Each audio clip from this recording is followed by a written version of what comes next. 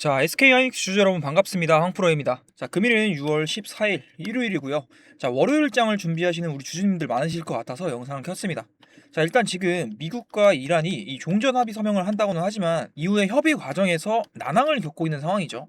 자, 그렇기 때문에 뭐가 맞고 뭐가 아닌지, 자, 이러한 상황 속에서 우리 주주님들이 월요일 장 시초부터 나올 움직임 미리 예상을 해봐야 하는 상황입니다. 자, 알고 계시는 내용도 있겠지만 모르시는 것도 있으실 테니까 끝까지 집중해서 영상 시청해 주시면 감사하겠습니다. 자, 먼저 주말 사이 나온 뉴스 먼저 빠르게 보겠습니다. 자, 일단 종전 합의 관련해 가지고 많은 내용들이 오늘 나왔죠. 주말 사이에. 자, 일단 14일에 종전을 합의할 것 같다라는 얘기가 나온 동시에 합의 서명 과정에서 난항이 예상된다. 자, 그리고 호르무즈 해협에서 지속적으로 군사 충돌하고 있다는 내용도 나왔었고요.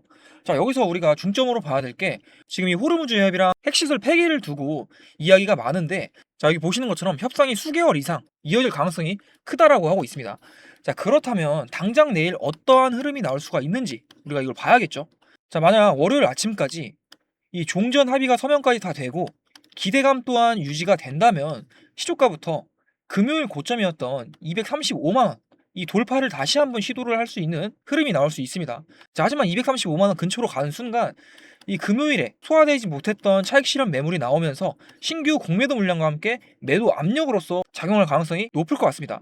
따라서 장 초반부터 무리하게 235만 원까지 직행하는 그림보다는 235만 원대에서 매물 소화 과정을 거친 이후에 방향성을 탐색하는 흐름이 예상이 되고 있어요. 자, 쉽게 말씀을 드려서 이 종전이 합의가 되더라도 그 뒤에 일이 잘 풀리지 않으면 혼란세가 나올 수도 있다라는 얘기입니다. 자, 그리고 이런 혼란세가 가중이 될 수 있는 게, 자, 월요일 밤에 발표되는 뉴욕 엠파이어 스테이트 제조업 지수가 있고요. 그리고 산업 생산 지표가 있습니다. 자, 추가적으로 일본 금리 발표가 있겠고, 당장 월요일부터 FOMC 회의가 시작이 돼요. 자, 일본 쪽 금리 인상이 확정시 되고 있는 건 다 알고 계실 거니까 이 얘기는 좀 패스하겠습니다. 자, 그럼 지표 얘기를 먼저 하자면 발표 결과가 시장 예상치를 웃돌 경우 인플레이션 우려가 다시 나올 수 있고, 월요일 다음 날인 화요일에 장투심에 부담을 줄 수가 있겠습니다. 자, 이건 제가 월요일의 결과를 보고 추가적으로 영상을 올려드릴 거니까 걱정하지 마시고요. 자, 다음으로 가장 중요한 내용이죠. 당장 월요일부터 시작하는 FOMC 회의 이야기를 해보면, 자, 16일부터 17일까지는요 회의를 하고 18일에는 금리 발표를 하는데요. 자, 일단 신임 연준 의장인 케빈 워시의 첫 FOMC 일정입니다. 자, 금리 동결은 이미 거의 확정시 되고 있고 시장에 선 반영이 되어 있다라고는 하지만 이 새로운 의장이 물가와 경기 둔화 쪽 어느 쪽에 방점을 두고 어떠한 발언을 할지가 관건이라는 거예요. 제 개인적인 생각으로는 지금 이 케빈 워시라는 인물이 트럼프 쪽 사람이기도 하고, 트럼프는 금리 인하를 강력하게 주장하는 사람인 걸 우리가 생각을 해봤을 때 웬만하면 진짜 특별한 일이 아니라면 매파적인 발언은 심하게는 안 하지 싶어요. 자, 하지만 어떤 발언이 나올지 모르는 거기 때문에 이 외인이나 기관들은요 이러한 불확실성을 앞두고 무리하게 포지션을 늘리기보다는 월요일 오후로 갈수록 관망세를 유지한다든지 아니면 해지성 매도가 나올 수 있다라고 보고 있습니다. 자, 지금 이러한 복합적인 요인들을 종합해 볼 때 프로그램 매도세가 이어진다라고 하면 다시 200만 원까지는 일시적인 조정이 나올 수가 있어요. 자, 눌림이 나올 수가 있다는 거 우리가 충분히 예상을 해볼 수 있는 게 앞서 말씀드렸던 이 지표에 대한 이야기, 그리고 금리 발표나 자, 이러한 중요한 이벤트 일정들이 있죠. 자, 시장이 한쪽 방향으로 가기 어려운 일정들이기 때문에 주가가 밀릴 수가 있다는 거 우리가 알고 있어야 됩니다. 자, 그래서 저도 이 수급이나 상황을 다 지켜보면서 하이닉스 물량을 조금 더 넣을 생각이기 때문에 월요일 시초가에 바로 들어가기보다는 한번 밀렸을 때 누가 받아주는지 확인을 하면서 저점 구간을 잡아볼 예정이에요. 자, 제가 보는 저점 그리고 고점 가격 구간 필요하신 분들은요 화면에 번호 띄워드렸으니까 자, 간단하게 SK라고만 문자로 요청해주세요. 자, 새벽까지 미국이랑 이란 상황 좀 보다가요 정리되는 대로 핵심 가격 추려가지고 공유해드리겠습니다. 자, 각설하고 이어서 만약에 지금 여기서 눌림이 나와도 이 눌림은요 악성 매물을 털어내는 과정으로 보셔야 됩니다. 자, 그러한 과정에서 이 외인이나 기관들의 수급이 들어와 줄 수 있을 거라고 보고 있어요. 자, 그래서 금요일 흐름이 어땠는지를 체크를 해보고 월요일 장 열렸을 때 미리 준비를 하셔야겠죠. 자, 일단 금요일에는 하이닉스가 216만 원으로 마감을 했고요. 장중에는 234만 원까지 치고 올라가면서 주요 저항선인 235만 원 턱 밑까지 갔었습니다. 자, 시작부터 갭을 띄우면서 강하게 올라갔지만 장 마감까지 갈수록 윗꼬리가 달렸는데요. 자, 220만 원 상단 매물대에서 오래 버티지 못하고 결국 윗꼬리 남기면서 216만 원대로 내려왔습니다. 자, 그래서 이번 주말 동안에 가장 먼저 생각을 해야 될 건 금요일에 급등이 나왔다는 사실이 아닙니다. 아래에서는 쇼커버링과 프로그램 매수가 주가를 끌어올렸고요.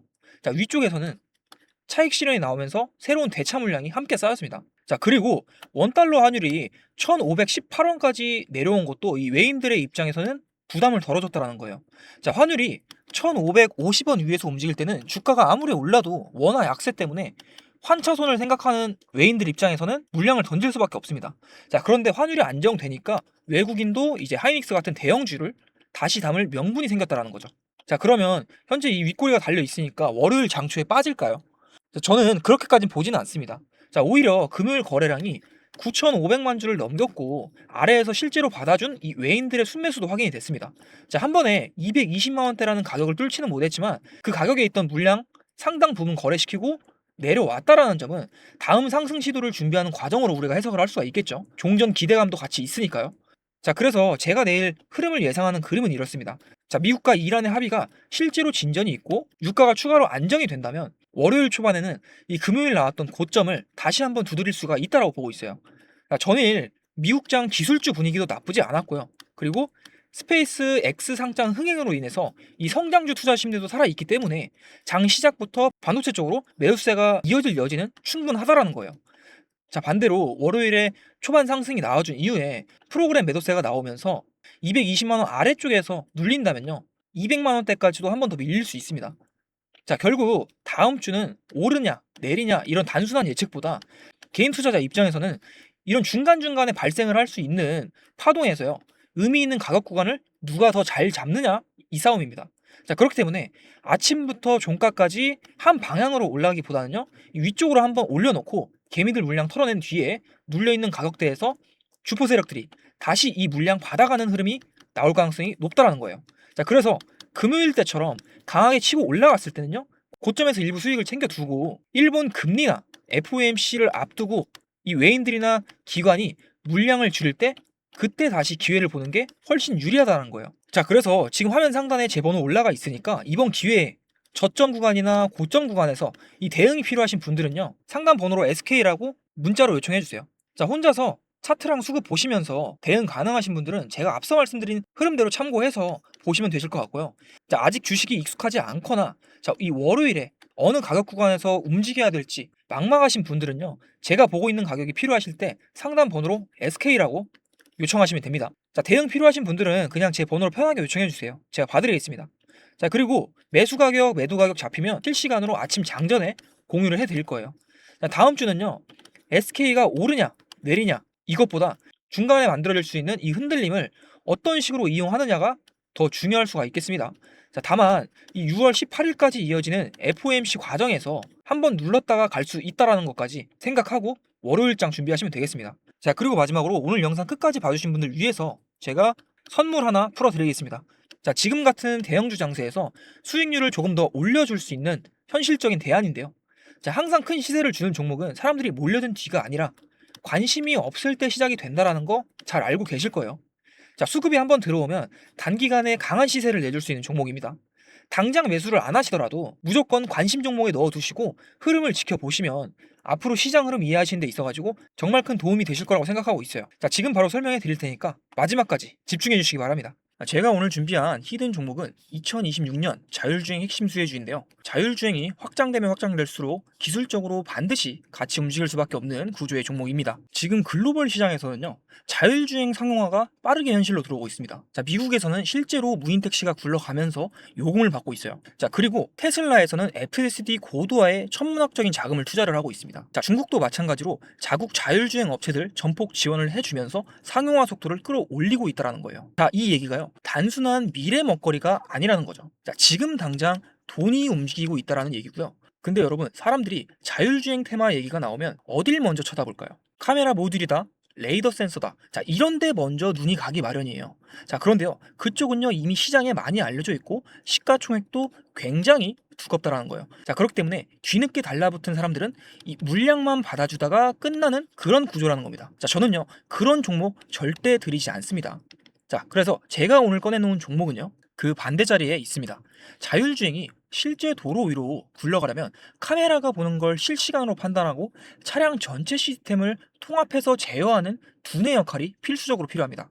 자, 눈에 보이는 부품이 아니라 그 부품들을 전부 연결을 해서 두뇌 역할을 하는 플랫폼 영역이라는 거예요. 쉽게 말씀을 드리면 자율주행이 확장되면 확장될수록 기술적으로 같이 반드시 움직일 수밖에 없는 구조의 종목입니다. 근대 시장이 아직 이 연결고리를 가격에 제대로 반영을 하지 못하고 있습니다.